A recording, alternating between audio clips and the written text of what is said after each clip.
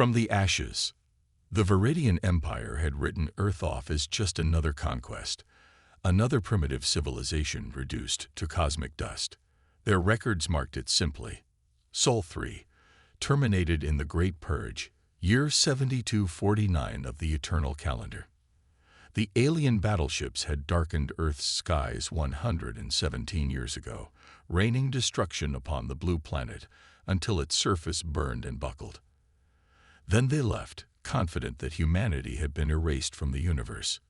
They were wrong. Deep beneath the scorched crust of what was once North America, Commander Elena Reyes stood before the assembled council of the Last Bastion. The circular chamber, carved from solid bedrock 2 kilometers below the surface, hummed with the low buzz of life support systems and murmured conversations. 500 meters above them, the surface remained a radioactive wasteland, the perfect camouflage. "The scout vessel has returned," Elena announced, her voice echoing across the chamber. The conversations died immediately. "The data is clear. The Viridians believe we are extinct. Their patrol ships pass through our system once every 6 years, scanning only the surface." They'd grown complacent. General Marcus Chen, his face weathered by both age and radiation burns from the early days of hiding, leaned forward. "How many settlements have survived?" Elena activated the holographic display at the center of the chamber. A 3-dimensional image of Earth appeared, with 12 points of light glowing beneath the surface. 12 confirmed bunker cities, spread across all former continents. Population estimates put us at just over 3 million survivors. She paused, letting the information sink in. "We are no longer merely surviving, General. We are ready to fight back." The chamber erupted in voices, some excited, others fearful. The idea of revealing themselves after more than a century of hiding was terrifying. The Viridian Empire controlled thousands of star systems. Earth was just one forgotten conquest among many. Elena raised her hand for silence. 17 years ago, Excavation Team 7 discovered something in the ruins of Geneva. Something that changes everything. She tapped her console, and the hologram shifted to display a strange geometric object, a dodecahedron made of an iridescent material that seemed to shimmer between states of matter. "The progenitor core," she said, "technology from a civilization that predates even the Viridians. Our scientists have been reverse engineering it for nearly 2 decades, and now we understand its purpose." Dr. Sato, head of the scientific division, stood up. The elderly woman's eyes gleamed with an intensity that belied her frail appearance. "The core is a quantum communication node," Dr. Sato explained. "But more importantly, it contains the complete technological database of a civilization that fought the Viridians, and won, before mysteriously disappearing from the galaxy." General Chen's expression remained skeptical. "And you've built weapons from this technology?" Elena smiled, the kind of smile that carried the weight of vengeance long deferred. "We've built ships, General. Ships that can travel through folds in space-time. Ships with shields that can absorb energy weapons and redirect them. Ships that the Viridians will never see coming." She tapped her console again, and the hologram shifted to display a sleek vessel unlike anything humanity had designed before. It resembled a predatory fish, with a streamlined hull that tapered to a sharp point. Along its surface, lines of blue energy pulsed like blood through veins. "The Phoenix," Elena said, "our prototype. 5 more are in final construction phases beneath the Atlantic bunker city. They're crewed and ready for deployment." The council chamber fell silent. For over a century, humanity had hidden, nursing its wounds, passing stories of Earth's blue skies and open oceans to children who had never seen them. Generation after generation had lived and died in the bunker cities, their existence a secret kept from a galaxy that had forgotten them. Now, they were about to announce their survival in the most dramatic way possible. "You understand what this means," Council Chairwoman Rivera said, breaking the silence. "Once we strike, there's no going back. The Viridians will return to finish what they started." Elena's expression hardened. "Let them try. This time, We'll be ready. 3 days later, Elena stood in the command center of the Phoenix, watching as the massive underground hangar prepared for launch. The ship had been assembled in sections, each piece manufactured in different bunker cities and transported through the network of tunnels that connected humanity's hidden sanctuaries. Lieutenant Kamala Ndiaye, her second in command, approached with a tablet. "Final systems check complete, Commander. All green." Elena nodded, studying the crew around her. They were all born underground, children of the darkness who had never felt natural sunlight on their skin. They had grown up on stories of Earth's glory and its fall. Now they would be the first humans to leave the solar system in over a century. "Open the surface doors," Elena ordered. Far above, massive blast doors began to slide apart, revealing a narrow shaft that led to the surface. The area had been chosen carefully, a remote region of the former Canadian wilderness, far from any Viridian monitoring stations. Still, they would have only minutes before orbital scanners might detect the launch. "Gravitational dampeners at full," Lieutenant Ndiaye reported. "We're ready, Commander." Elena took her seat at the command chair. Launch. The Phoenix rose silently, its advanced propulsion system leaving no exhaust trail, no radiation signature that conventional sensors could detect. It ascended through the shaft like a ghost, emerging into Earth's night sky for the first time. Elena felt a lump in her throat as the view screen showed her homeworld from above. The once blue planet was now a patchwork of gray and brown, its oceans darkened with ash, its continents scarred with impact craters. But it was still Earth, still home. "Set course for the Proxima Centauri outpost," she ordered. "It's time to introduce ourselves to the neighborhood." The Phoenix accelerated, then vanished in a flash of blue light as its full drive engaged, leaving behind only the faintest ripple in space-time. On the third planet of the Proxima Centauri system, Overseer Krell of the Viridian Empire was bored. His posting to this backwater monitoring station was punishment for some political misstep he'd made years ago, forgotten by everyone except those who mattered. The planet was a mining colony, extracting rare minerals for the Empire's endless expansion. The orbital defense platform he commanded was largely ceremonial. No one attacked Viridian outposts. No one dared. "Sir," his sensor officer called out, voice puzzled. "I'm detecting an anomaly." Krell sighed. "Probably another asteroid. Trajectory." "That's just it, sir. It appeared out of nowhere, already inside our defense perimeter." Krell frowned, moving to the sensor station. That was impossible. Even the most advanced stealth technology couldn't. A flash of blue light blinded him momentarily. When his vision cleared, a ship of unfamiliar design was visible on the view screen, hovering less than a kilometer from the platform. "Impossible," he whispered. "Scan it. Where did it come from?" The sensor officer worked frantically. "Sir, the energy signature. It's unlike anything in our database. But the material composition." His voice faltered. "Sir, it's made primarily of Earth metals." Krell's blood ran cold. Earth? The dead world. Before he could process this, the communication system activated. A human female appeared on screen, her dark hair pulled back, her eyes burning with an intensity that made Krell step back involuntarily. "This is Commander Elena Reyes of Earth," she said, her voice calm but edged with steel. "Your empire tried to erase us from existence. You failed. This is your only warning. Earth has returned, and we are coming for what is ours." The transmission cut off. On the view screen, the alien ship, the human ship, seemed to stretch for an instant before disappearing in another flash of blue light. Krell stood frozen, staring at the empty space where the impossible had just happened. Earth was supposed to be dead, the humans extinct. The Empire had made sure of it. He turned to his communications officer. "Send an emergency transmission to High Command. Priority 1. The humans have returned." As the Phoenix reappeared in the void between star systems, Elena allowed herself a small smile. The first move had been made. By now, The Viridian Empire would be in chaos, trying to understand how a supposedly extinct species had not only survived, but had somehow acquired technology that surpassed their own. "Set course for the rendezvous point," she ordered. "The other ships should be launching now." As the Phoenix vanished once more into the folds of space, humanity prepared for war. After a century of hiding in the ashes of their world, they were ready to rise again.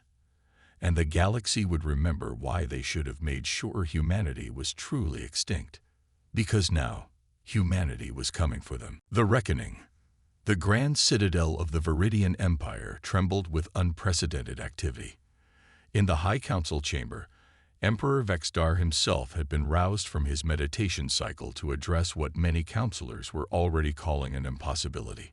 "Explain to me," the Emperor hissed, his scaled skin shifting from its usual emerald to a threatening crimson, "how a species we eradicated over a century ago has suddenly reappeared with technology that surpasses our own." Grand Admiral Zor, commander of the Imperial fleet, stepped forward. "The reports are verified, Your Eminence. The vessel that appeared at Proxima Centauri was of human origin. It utilized a form of space-time manipulation we've theorized but never successfully implemented. And now they've disappeared again." The Emperor's tail lashed against his crystalline throne. "Yes, sire, but our predictive algorithms suggest they're gathering for an assault. We've deployed the 7th Fleet to the border systems most likely to be targeted." The Emperor's inner eyelids flickered, a sign of deep displeasure. "The humans were primitives, barely spacefaring when we found them. How did they achieve this advancement while hiding in the ruins of their world?" No one had an answer. No one except the ancient archivist who stood silently at the edge of the council chamber, clutching a data crystal that glowed with an ominous light. Meanwhile, at the edge of the Arcturus system, 6 ships of human design gathered in the shadow of a gas giant. The Phoenix had been joined by its sister ships, the Odyssey, the Valkyrie, the Horizon, the Defiant, and the Prometheus. Together, they formed humanity's vengeance fleet, just 6 vessels against an empire of thousands, but armed with technology that had once defeated the Viridians long ago. On the bridge of the Phoenix, Alina addressed the assembled captains via holographic projection. "The Viridians have deployed their 7th Fleet to protect their border systems," she informed them. "Exactly as we predicted. They're spreading their forces thin, expecting us to strike at the periphery." Captain Takahashi of the Odyssey frowned. "Then we're not attacking the border." Alina's smile was cold. "No, Captain. We're going straight for their heart. Operation Phoenix begins now." The 6 ships activated their fold drives simultaneously, disappearing in a coordinated flash of blue light. When they reappeared, they were in orbit around a gleaming world of sprawling cities and orbital structures. Viridia Prime, the homeworld of the empire that had tried to erase humanity. Alarms blared across the Viridian capital as 6 unknown vessels materialized without warning in high orbit. The planetary defense grid, never tested in actual combat, scrambled to target the intruders. "All ships, deploy countermeasures," Alina ordered calmly. From each human vessel, swarms of small objects scattered into Viridian space. The defense grid locked onto these, identifying them as threats. Energy weapons fired, destroying the objects, which detonated into clouds of specialized particles designed to interface with Viridian technology. Across the planet, systems began to fail. Defense platforms went dark. Communication networks dissolved into static. Transportation grids froze. Phase 1 complete, Lieutenant Nidier reported. "Their defense grid is compromised." Elena nodded. "Begin Phase 2. Deploy the envoys." From each of the 6 ships, smaller craft detached, speeding toward the surface of Viridia Prime. They carried not bombs but humans, diplomatic representatives armed with the truth. On the surface, Emperor Vexdar was being rushed to a secure bunker when all power failed. In the sudden darkness, the Emperor's guards activated their bioluminescent scales, casting an eerie glow through the underground passage. "What is happening?" the Emperor demanded. "The humans," his security chief replied tensely. "They've somehow disabled our systems. Reports indicate small craft landing at strategic locations across the capital." The Emperor hissed in fury. "They dare to invade our homeworld. Summon the Imperial Guard. We will crush these primitives as we did before." Before his orders could be carried out, the walls around them shimmered. A section of solid stone simply disappeared, revealing a human female standing calmly in an opening that hadn't existed moments before. "There's no need for violence, Emperor Vexdar," Elena Rice said, stepping forward as the Emperor's guards trained their weapons on her. "I'm not here to destroy. I'm here for truth." The Emperor's scales flared in mourning. "You have committed an act of war against the Viridian Empire. Your species was deemed unworthy of galactic citizenship. The purge was lawful under Imperial decree." Elena's expression didn't change. "Was it? Or was it fear that drove your ancestors to try to destroy us?" She held up a small device that projected a holographic image, the same dodecahedron that had been discovered in the ruins of Geneva. The Emperor froze, his scales fading to a pale green. "The progenitor core," he whispered. "Impossible. They were all destroyed." "Not all," Elena replied. "And it told us everything. About the progenitors who came before both our species, about how they judged the Viridians and found them wanting, and about how they saw potential in humanity, potential that terrified your ancestors. Back in orbit, the human ships maintained their position, their advanced shields easily absorbing the few defensive weapons that remained operational.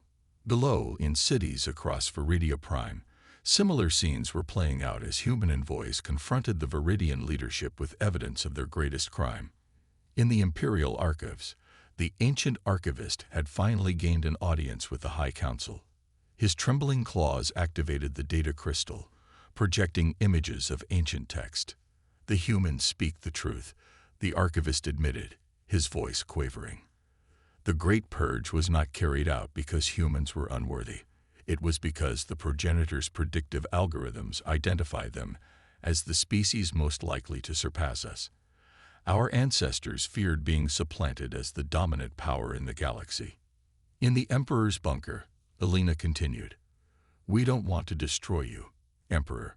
Humanity has evolved beyond the cycle of vengeance. We spent a century rebuilding, not just our civilization, but our understanding of what it means to be worthy of the stars." She gestured, and the hologram shifted to display Earth, not as it was now, but as it could be again. Green continents, blue oceans, white clouds swirling over a world reborn. "The progenitor core contains more than weapons technology," Elena explained. "It holds the secrets of planetary restoration, of sustainable expansion, of technologies that could benefit all species. We're offering you partnership instead of destruction, a chance to break the cycle that the progenitors themselves could not escape." Emperor Vexdar studied the human before him, this representative of a species that should have been extinct, that had instead returned with power that could have laid waste to his empire. Yet here she stood, offering peace. "Why should I trust you?" he asked finally. "You could destroy us now. Your technology clearly surpasses ours. Because unlike your ancestors, we understand that survival isn't about being the strongest," Elena answered. "It's about being the most adaptable, the most cooperative. The progenitors destroyed themselves through endless competition. We learned from their mistake." 3 days later, on the bridge of the Phoenix, Elena watched as the combined human Viridian fleet assembled in orbit around Viridia Prime. The Emperor had agreed to a historic treaty, reparations for Earth, recognition of humanity's sovereignty, and a joint mission to restore their devastated homeworld using progenitor technology. Lieutenant Ndiaye approached, offering a datapad. "The other captains report ready for the journey home, Commander, and the Viridian terraforming vessels are standing by." Elena nodded, her eyes fixed on the view screen where the ships of former enemies now gathered as allies. The path forward wouldn't be easy. Trust would take generations to build, but humanity had proven its resilience, its ingenuity, and most importantly, its capacity to break the cycle of destruction. "Set course for Earth," she ordered, feeling the weight of a century of hiding finally lifting from her shoulders. "It's time to rebuild what was lost." As the Phoenix led the fleet into the blue flash of folded space, Alina thought about the generations born in darkness who would now feel sunlight on their faces for the first time. About the children who would swim in oceans not yet restored and look up at stars no longer filled with enemies. The Viridians had thought humanity extinct, erased from the cosmos like countless species before them. Instead, humanity had become something new, not just survivors, but inheritors of ancient wisdom and technology that could reshape the galaxy. They had emerged from the ashes not seeking vengeance, but transformation. And in doing so, they had proven themselves worthy of the legacy the progenitors had left behind, not because of their strength in war, but because of their vision for peace.